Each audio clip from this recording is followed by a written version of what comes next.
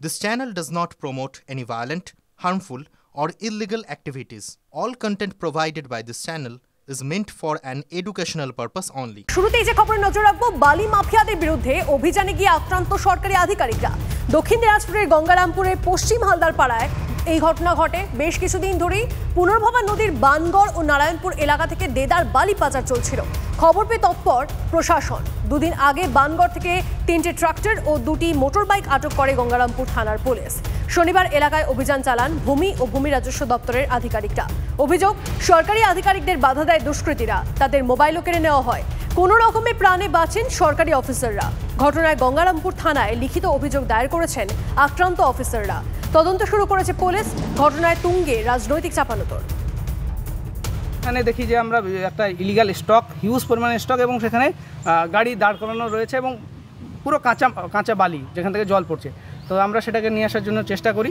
তো প্রথমত আমরা চেষ্টা করলেও পরে গাড়ির মালিক চলে আসে এবং গাড়ির মালিক চলে এসে গাড়িটাকে তার ড্রাইভারকে ডেকে পুরো আমাদের সামনেই আনলোড করে দেওয়ার চেষ্টা করে এবং আমাদের সাথে ধস্তাধস্তি করে। পুলিশ ফোর্সের জন্য আমাদের রিকুইজিশন দেওয়া ছিল, আমাদের পুলিশ ফোর্সের রিকুইজিশনটাও নেয়নি থানা থেকে। সেই মোতাবেক আমাদের যেহেতু প্রিফিক্স ছিল রেডের জন্য, সেই মোতাবেক আমরা বেরিয়ে যাই যে আমরা লোকালি রেড করব।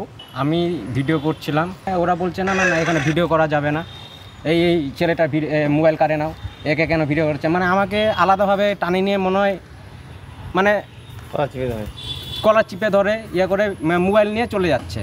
তারপরে আমাদের এই যে বড় সাহেব, তারপরে হচ্ছে আড়াই সাহেবেরা যখন দেখলেন তখন আমাকে ছাড়া হয়, নাহলে আমাকে গুম করে দেওয়ার মতন অবস্থা এরকম।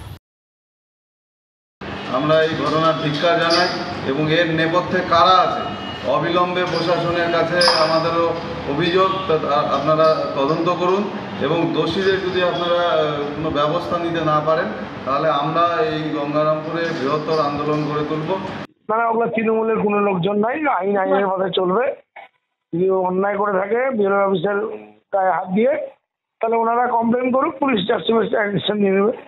কিন্তু অবশ্যই ওনারা এফআইআর করলে পুলিশ জাস্টিফাইড অ্যাকশন নেবে এবং এগুলার ক্ষেত্রে অপরাধীদের আড়াল করার কোনো চেষ্টা তৃণমূল করবে না। শ্লীলতাহানির অভিযোগকে কেন্দ্র করে রাজভবন নবান্ন তরজা চরমে। আপনারা জানেন, দিদিগিরি চলবে না, কড়া বার্তা দিয়েছিলেন রাজ্যপাল। আর এবার পাল্টা দিলেন মুখ্যমন্ত্রী। রাজভবনে যাওয়া নিয়ে আশঙ্কা মমতা বন্দ্যোপাধ্যায়ের গলায়। বললেন রাজ্যপাল ডাকলেও যাবেন না, রাস্তায় দেখা করবেন। নাটক বললেন বিরোধী দলনেতা শুভেন্দু অধিকারী। বাবারে, আমাকে এখন রাজভবনে ডাকলে আমি আর যাব না, রাজভবনে আমি আর যাচ্ছি না ভাই। কি এমন হয়ে গেল যে রাজভবনে যেতেই ভয় পাচ্ছেন মুখ্যমন্ত্রী মমতা বন্দ্যোপাধ্যায়? তাই তো সেদিন গত বছর 26শে জানুয়ারি ধুমধাম করে বাংলায় হাতেখড়ি হয়েছিল রাজ্যপালের। খোদ মুখ্যমন্ত্রী হাজির ছিলেন রাজভবনে।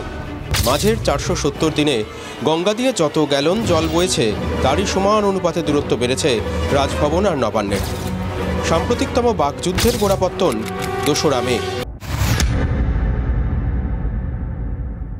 ওই দিনই হেস্টিংস থানায় সিভি আনন্দ বোসের বিরুদ্ধে শ্লীলতাহানির অভিযোগ দায়ের করেন রাজভবনের এক মহিলা কর্মচারী।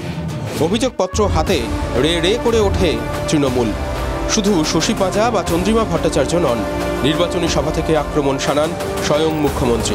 ছোট্ট মেয়ে রাজভবনে চাকরি করত বিএক্সে, তার সাথে কি ব্যবহার করেছেন মাননীয় রাজ্যপাল মহাশয়? অল্প 2বার মলেস্টেশন করেছেন। আমি তো তার কান্না দেখলাম, আমার কাছে ভিডিও এসছে। বিতর্কের ঝড় যখন চরমে, তখন কেরলে চলে যান রাজ্যপাল। ফেরেন 6ই মে। ফিরেই সরাসরি আক্রমণ করেন মুখ্যমন্ত্রীকে। This is the humiliating remarks which he has made against me, against truth. I am forced to tell you, as a politician, Mamata's politics is dirty. I will not accept. I will never accept this Didi-giri on the distinguished office of the governor. 5 দিন পর তারই পাল্টা দিলেন মমতা বন্দ্যোপাধ্যায়।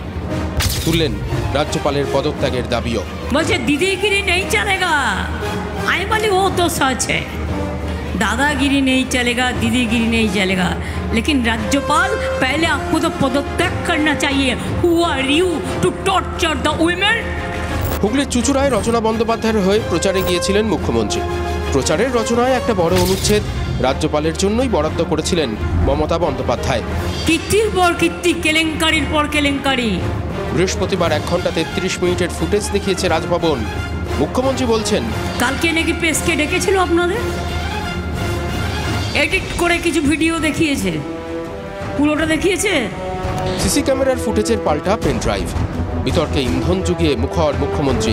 কপিটা আমার কাছে আছে, আমি পেয়েছি এক জায়গা থেকে, এখনো তো সব পেরোয়নি। আর একটা ভিডিও আমি পেলাম, পেন ড্রাইভ, আরও কীর্তি কেলেঙ্কারি। এরপরই তিনি বলেন, বাবারে, আমাকে এখন রাজভবনে ডাকলে আমি আর যাব না, আমাকে রাস্তায় ডাকলে যাব। রাজ্যপালের কথা বলতে হলে আমাকে রাস্তায় ডাকবে, কিন্তু যা কীর্তি কেলেঙ্কারি শুনছি আপনার পাশে বসাটাও পাপ। ড্রামা, নাটক, উনি না গেলেও রাজভবন চলবে, ওনাকে রাজভবনে যাওয়া দরকার।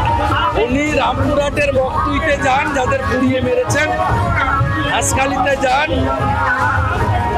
সন্দেশখালীর মা বোনেদের কাছে বড় বড় কথা, ভোটের বাজার দখল করা। মুখ্যমন্ত্রী যাবেন কিনা জানি না, কিন্তু এই যে ডবল স্ট্যান্ডার্ড, শেখ শাহজাহানের ক্ষেত্রে বলা যতক্ষণ না দোষী সাব্যস্ত হচ্ছে শেখ শাহজাহান দোষী নয়, আর রাজ্যপাল আগেই দোষী হয়ে গেল। একটা মাত্র রাজ্যপালকে দেখেছি তার বাড়িতে এসে চুড়িবাম লাগাতে, কালী পুজোর সময় সাজাতে, এই রাজ্যপালকে দেখেছি। আর মুখ্যমন্ত্রীকে দেখেছি যখনই বিপদে পড়েন একান্ত বৈঠক করেন রাজ্যপালের সঙ্গে, প্রধানমন্ত্রীর সঙ্গে। আমরা বারবার বলেছি অফিসারদের নিয়ে বসলেন, আমরা আশেপাশে ঘোরা করতে বলিনি। কেশরীনাথ ত্রিপাঠী, জগদীপ ধনখড়। সাম্প্রতিককালে রাজভবন নবান্ন দরজা বারবার চরমে পৌঁছেছে, কিন্তু আনন্দ পর্বের মতো আকচাকছি হয়েছে কি? Bureau report, TV9 Bangla. সময়ের পলিতে অনেক সময় পুরনো ঘটনা ধামাচাপা পড়ে যায়, আবার কখনো উল্টোটাও হয়। নতুন ঘটনা অনেক সময় পুরনো অভিযোগকে প্রাসঙ্গিক করে তোলে, যেমনটা হচ্ছে সন্দেশখালীতে। ভাইরাল ভিডিওকে ঘিরে তৃণমূল যখন বিজেপিকে কোণঠাসা করার চেষ্টা করছে, তখনই শেখ শাহজাহানের দলবলের আরও এক পুরনো কীর্তির সামনে এসে পড়েছে। দেখুন TV9 বাংলার এক্সক্লুসিভ রিপোর্ট। সন্দেশখালী যে সাজানো একটা ষড়যন্ত্র, সরকারকে এবং তৃণমূলকে কালিমালিপ্ত করার জন্য তৈরি, ম্যানুফ্যাকচার্ড, সেটা ক্রমশ সামনে আসে।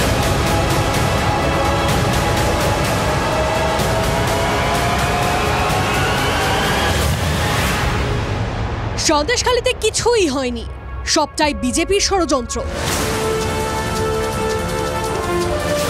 শাসক দলের এমন দাবি প্রশ্নের মুখে।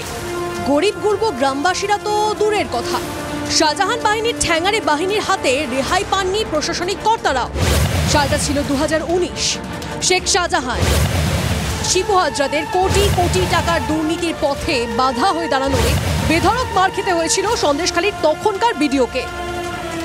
তৎকালীন বিডিও কৌশিক ভট্টাচার্য অভিযোগ করছেন, শেখ শাহজাহান শিবু হাজরার অনুগামীরা তারা আগ্নেয়াস্ত্র হাতে তাকে খুনের চেষ্টা করেছিলেন, কারণ তিনি দুর্নীতির বিরুদ্ধে রুখে দাঁড়িয়েছিলেন। সেই হামলা নেপথ্যে কারা ছিল? সেই হামলা নেপথ্যে ছিলেন হাজি সিদ্দিক মোল্লা, যিনি এখন বেরমজুদ 2 নম্বর পঞ্চায়েতের প্রধান, ছিলেন দিলীপ মল্লিক, যিনি এখন দলীয় পদে বহাল রয়েছেন শাহজাহানের অনুপস্থিতিতে। तृणमूल कांग्रेस की पैटर्न रही है, पहले जुर्म करो और बाद में जुर्म को जुटलाने के लिए जिन पर जुर्म हुआ है उस पर और जुर्म करो। हाईकोर्ट भी जुटी है, CBI भी जुटी है, इतनी सारी महिलाएं जुटी है और सिर्फ तृणमूल वाले सच्चे हैं। TV9 বাংলার হাতে এসেছে কৌশিক ভট্টাচার্যের দায়ের করা সেদিনের বিস্ফোরক অভিযোগপত্র, যেখানে বলা হয় অন্তত 50 জন বিডিও অফিসে ঢুকে 30 মিনিট ধরে তাণ্ডব চালিয়েছিল। বন্দুকের ডগায় দেহরক্ষীকে রেখে তাকে এলোপাথারি ঘুষি লাথি মারা হয় বলে অভিযোগ করেন কৌশিক। সরকারি সম্পত্তি আসবাব ভাঙচুরের পাশাপাশি সরকারি নথি লুঠের অভিযোগও দায়ের করেছিলেন তিনি। সেই ঘটনা এখনো স্মৃতিতে টাটকা বের মজুরের বাসিন্দাদের। আমরা তো কে বলুন, ভিডিওকে মেরে এখান থেকে তাড়িয়ে দিল, তাকে টাকার বস্তা নিয়ে এসে বিডিও অফিসে ঢুকিয়ে দিল, দিয়ে তাকে মেরে এখান থেকে তাড়িয়ে দিল, আর আমরা তো ওদের কাছে কিছুই না। দিলীপ মল্লিক তো নিজেই মেরেছে, প্রথমে কৌশিক ভট্টাচার্যকে খুন করার চেষ্টা করেছিল, কিন্তু খুন করতে পারেনি, মেরেছে উনিই প্রথম মেরেছে। মেরে টেরে তারপরে দিলীপ মল্লিক মেরেছে, ওনার সঙ্গে আরও লোকজন ছিল, উনি মেরে ওই কৌশিক ভট্টাচার্যকে এখান থেকে তাড়িয়েছে। যে শাহজাহান চলে গেছে, জেলে ঢুকেছে, আবার কি দিলীপ মল্লিক শাহজাহান হচ্ছে নাকি? সেই দিলীপ মল্লিক এত এক নম্বরের চিটিং বাজ। উনি আজকে নেতা সাজতে চাইছে, শাহজাহানের জায়গা নিতে চাইছে। কখনো হবে না। ঝাঁটা লাঠি নিয়ে আবার রাস্তায় বেরোবো। শিবু শাহজাহানরা গ্রেপ্তার হওয়ার পর দিলীপ মল্লিকের হাতে এখন সন্দেশখালীর ক্ষমতা। হাজি সিদ্দিক মোল্লা এখন বেরমজুর 2 নম্বর পঞ্চায়েতের প্রধান। সেদিনের ঘটনা নিয়ে হাজি সিদ্দিকের কি প্রতিক্রিয়া? ভিডিওকে মারধরের ঘটনায় আপনার কি নাম জড়িয়েছিল 2019 সালে? না ওটা জানা নেই, কি সমস্যা হয়েছে জানা নেই। ভিডিওর অভিযোগপত্রে আপনার নামে আপনার নাম রয়েছে। ভিডিও যে অভিযোগ করেছিল আমার জেনে বলতে হবে। খুনের চেষ্টার অভিযোগ রয়েছে, মারধরের অভিযোগ রয়েছে। আপনি কি সত্যি জড়িয়েছিলেন সে ঘটনায়? না আমি ছিলাম না, ওটা জেনে বলতে হবে। প্রশ্ন উঠছে, ভিডিওর অভিযোগ দায়েরের পরেও কেন নিষ্ক্রিয় পুলিশ? কেন প্রকাশ্যে ঘুরে বেড়াচ্ছে অভিযুক্তরা? হাজি সিদ্দিক মোল্লা, দিলীপ মল্লিকরা এখনো কিভাবে দলের পদে? তো পুলিশ চামচাগিরি করেছে শাহজাহানের, ওখানে রাজা ছিল। ভিডিও থেকে আরম্ভ করে অফিসার যারা ওদের কথা শুনতো না, টেন্ডার দিত না, তাদের মারতো, গাছে বেঁধে রাখতো। এসব ঘটনা অনেক ঘটেছে, কিন্তু কোনো এফআইআর পর্যন্ত নেয় না পুলিশ। আজ পুলিশকে লোক দৌড় করাচ্ছে। কোথাও বিক্ষিপ্তভাবে ল্যান্ড গ্র্যাবিং বা অন্য কিছু অভিযোগ থেকে থাকতে পারে, এবং সেই অভিযোগের ভিত্তিতে শেখ শাহজাহান, শিবু হাজরা, উত্তম সর্দার আজকে অ্যারেস্টেড হয়েছে।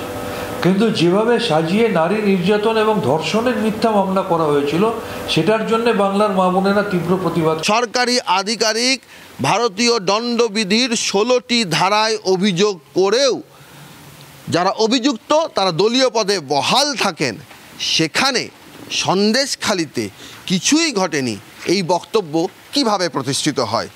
ক্যামেরায় অভিজিৎ দাসের সঙ্গে সৌরভ দত্ত, TV9 বাংলা, সন্দেশখালী।